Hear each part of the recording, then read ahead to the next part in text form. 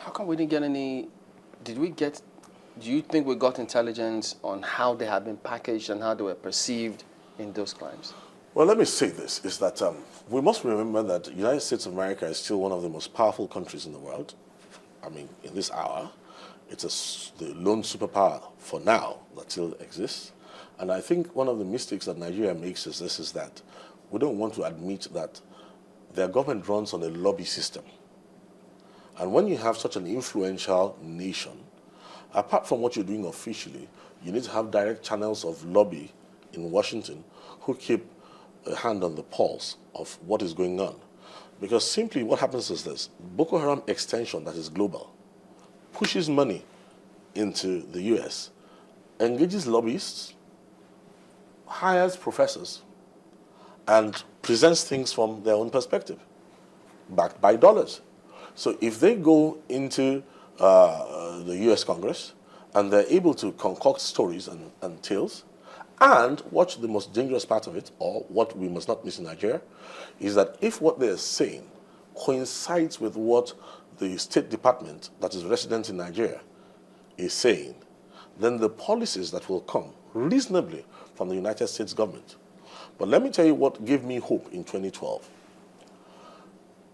Serving as one of the junior members of that team, we had to do meetings with different constituencies in the U.S. government. So we met with, I remember that when we met with the CIA told us point blank that they were in favor of the FTO. We met with the FBI, they said they were in favor of the FTO. Homeland Security was in favor of the FTO. Justice Department was in favor of the FTO. Only one group in the structure that could affect Nigeria's destiny, the State Department, was the only one that was not in favor of the FTO. Now, because Nigeria does not take care of its citizens, because Nigeria is extremely careless about its policies, we have a situation where I remember there was an ambassador, I think Johnny Carson, who came to defend the position of the State Department. I listened to pure fiction. We sat down with our mouths wide open, listening to descriptions about Nigeria. The people who came to our rescue, Nigeria owes, there's a lady called Sheila Jackson, who I think is from Texas, a rep from Texas. She piped up and said, wait a minute, I schooled in Nigeria. What you're describing is not Nigeria. And she put up a spirited defense for Nigeria. Now, someone like Sheila Jackson, her voice carried weight in Congress. So we have a challenge here that we need to work on the State Department in Nigeria. If the government will not, then the people of Nigeria need to sit down and we need to have an old-time palaver and let them bring in State Department of the U.S. representatives. I've said something to them before, and the only reason why I say it, I have not loved the United States of America any less. If anything, I think the policy of being able to declare what is in the Declaration of Independence is the most precious document in the world. However, the activities and the direction of the State Department in Nigeria is what is giving rise to those conspiracy theories.